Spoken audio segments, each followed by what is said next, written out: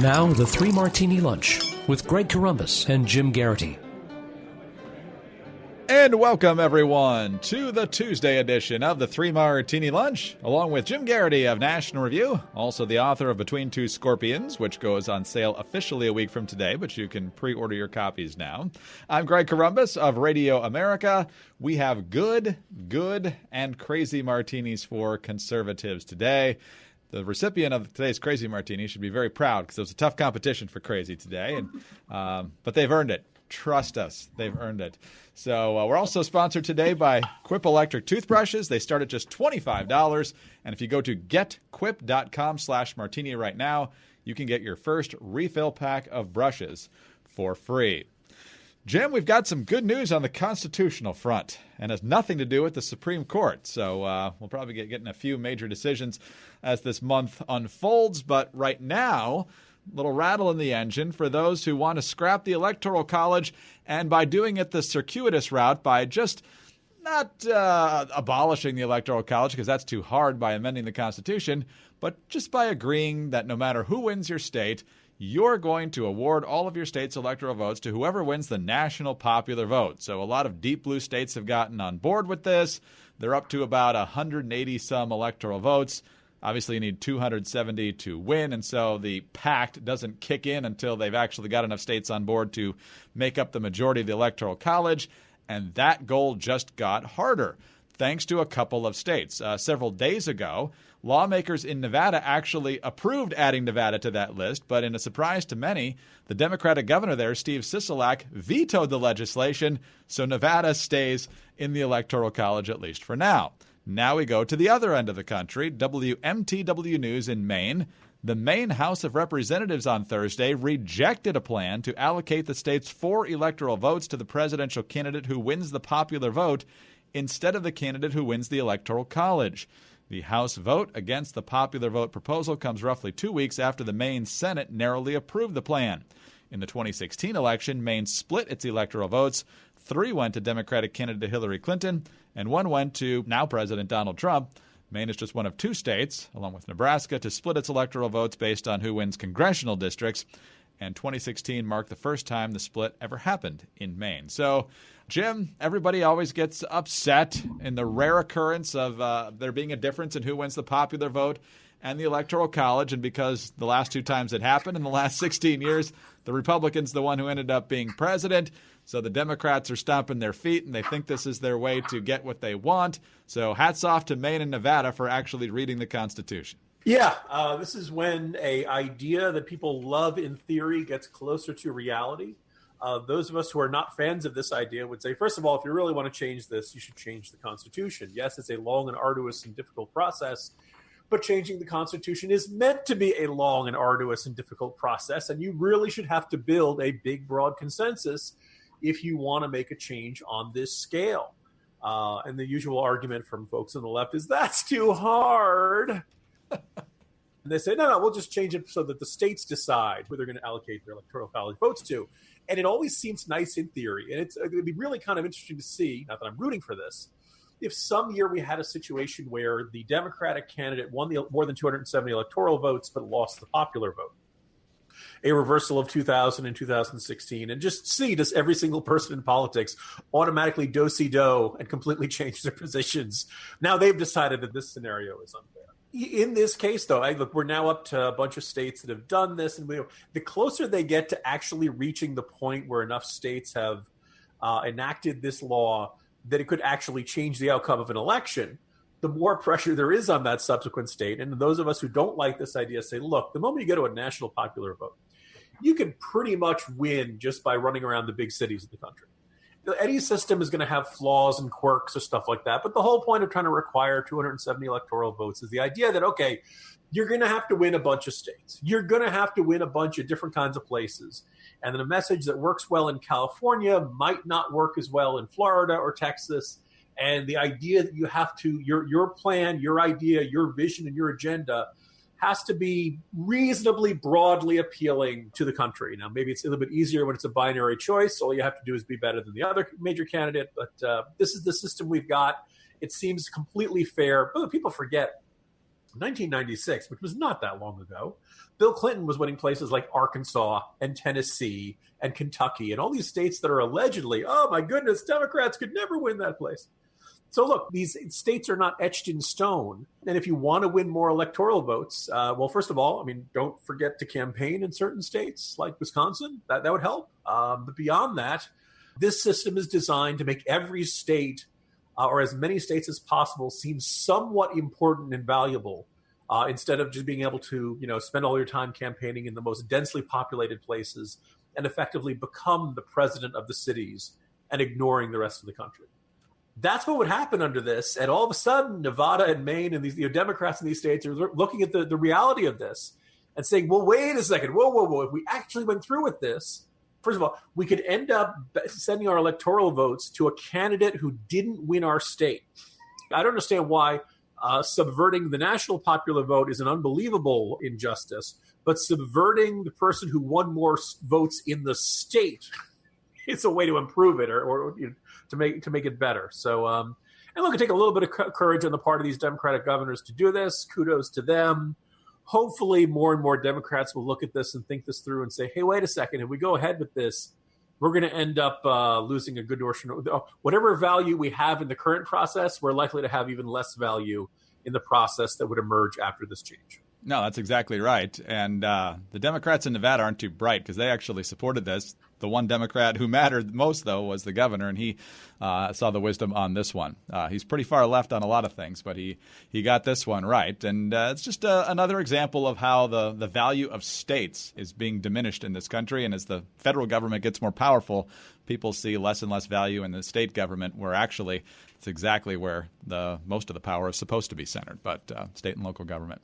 All right, Jim. That leaves us a nice clean taste in our mouth. And so that brings us to Quip toothbrushes. It is time to celebrate. It's time to celebrate perhaps your new graduate in your family, or it's time to celebrate dad for Father's Day, or maybe you just watched all these British protesters of President Trump's visit and said, I got to make sure my teeth stay clean. Treat your teeth to an electric toothbrush from Quip and help them build good habits for the future. The signature guiding features will not only be a gentle reminder to stick to a daily self-care routine, but will keep your smile bright wherever you go. There's so many things to value in a Quip electric toothbrush. First of all, Quip has a sensitive sonic vibration for an effective clean that's really gentle on your sensitive gums. There's also a built-in 2-minute timer pulse every 30 seconds to remind you when to switch sides and to help you clean your whole mouth evenly. Quip's multi-use cover works as a stand, mounts to mirrors, and slides over your bristles to pack and protect your Quip when you're on the go. Brush heads are automatically delivered on a dentist-recommended schedule of every 3 months for just $5, a friendly reminder of when it's time for a refresh and to stay committed to your oral health. Quip is one of the first electric toothbrushes accepted by the American Dental Association. They're backed by more than 25,000 dental professionals, and they have thousands of verified 5-star reviews. Try the new Quip Kids Brush. The new brush is the same as the original version, but tweaked for size-down mouths. Kids are inspired to brush better and more often with oral care that looks and feels like the products the adults in their life use, and they're proud to use Quip. So let me tell you, Greg, a couple weeks ago, the kids had run out of their giant globby, bright blue and purple, sparkly kids toothpaste. They one that as you can kind of tell, I'm not a huge fan of. And they're like, oh, but we can't. The grown-up toothpaste is too sharp. We don't like the taste of it. I was like, look, try this one. I use the Quip toothpaste that comes with the brush. Kids loved it. It's not too much of a strong. There's not that overwhelming mint tang feeling to anything like that. Gentle on their mouths, does the job, gets their teeth clean. Kids loved it, and I gave up that tube because they ended up using it themselves. Thankfully, I had another. That's how popular Quip is with kids.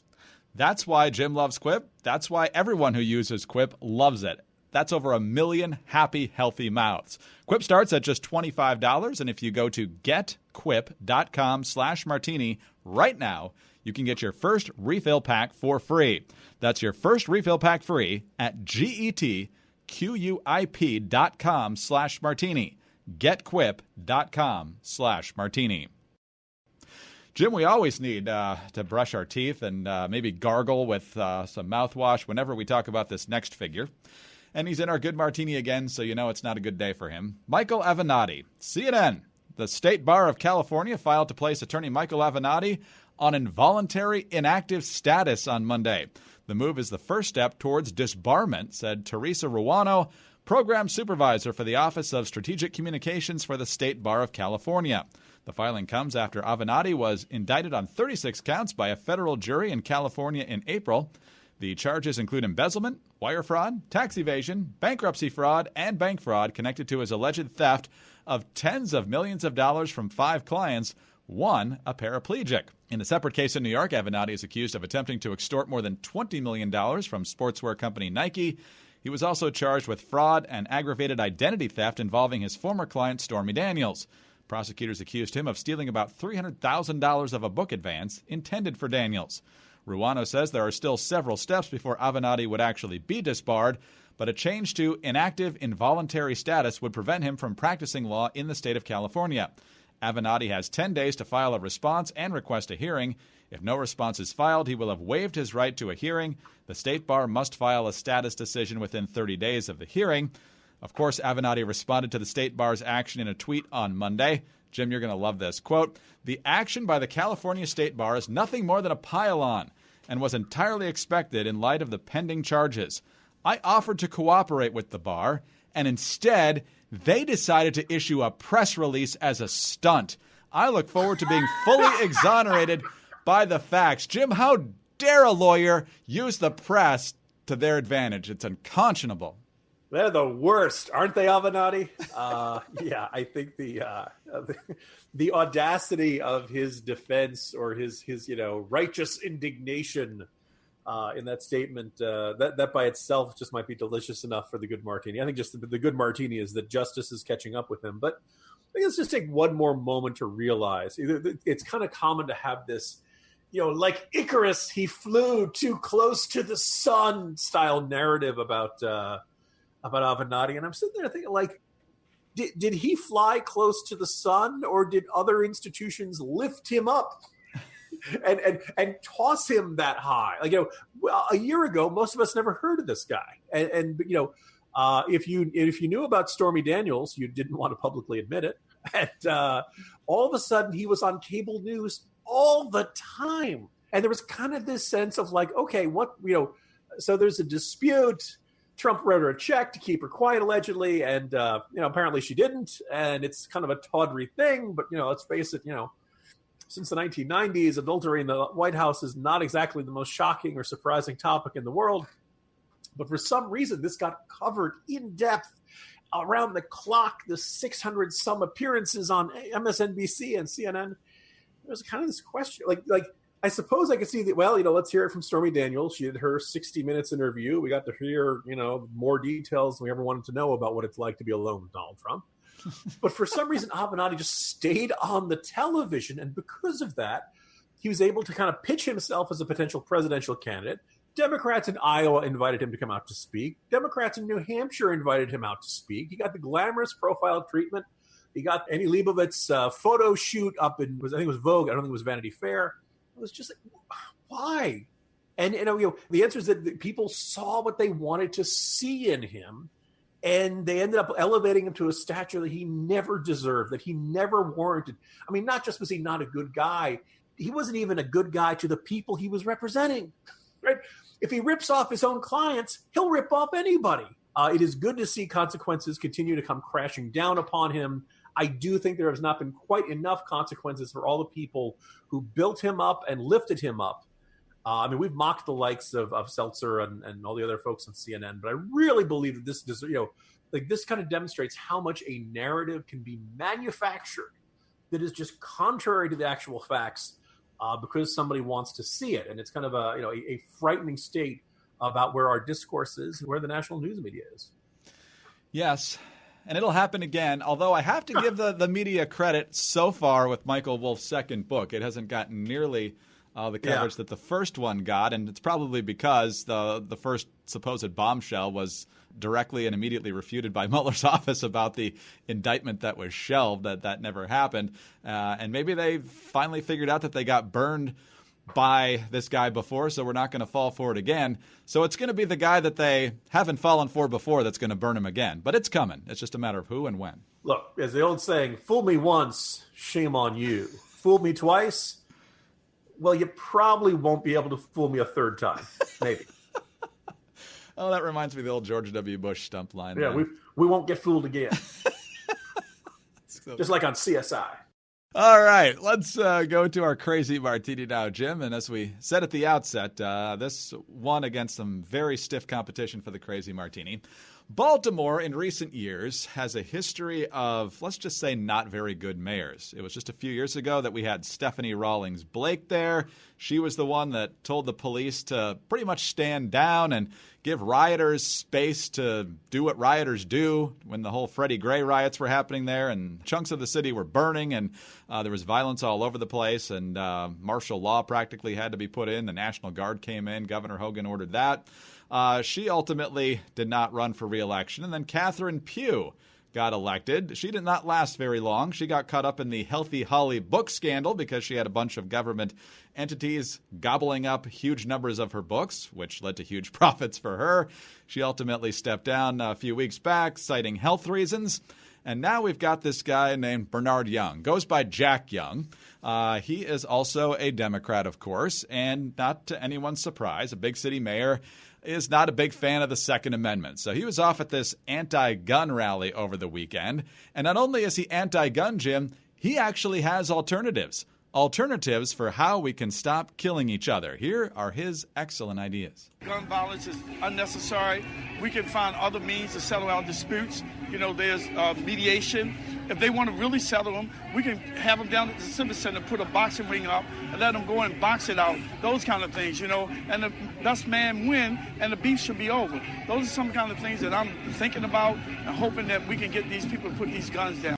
Jim, I'm sure that will end gang violence. Just let the two guys duke it out for 15 rounds, and I'm sure there'll be no hostility left. Well, look, on the one hand, I kind of want to chuckle and mock at this and say, come on, this is not really, this strikes me as a very realistic solution.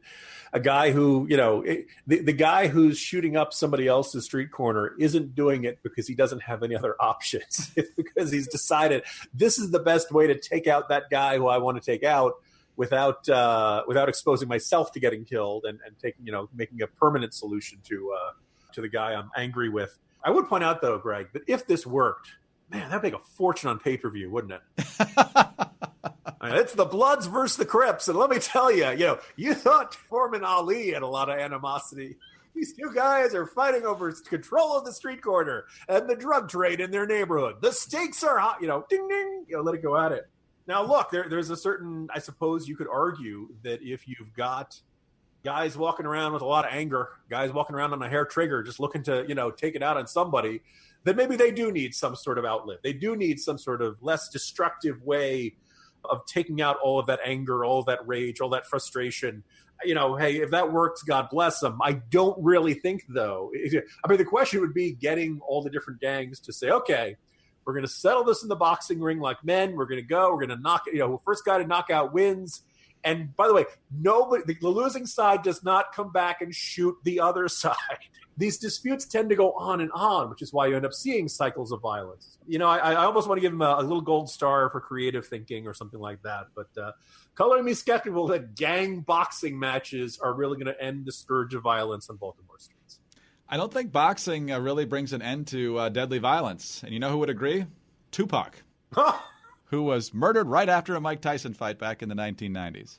I can understand those who have to live in communities with this level of violence, being willing to try almost anything, being open to try ideas that don't think.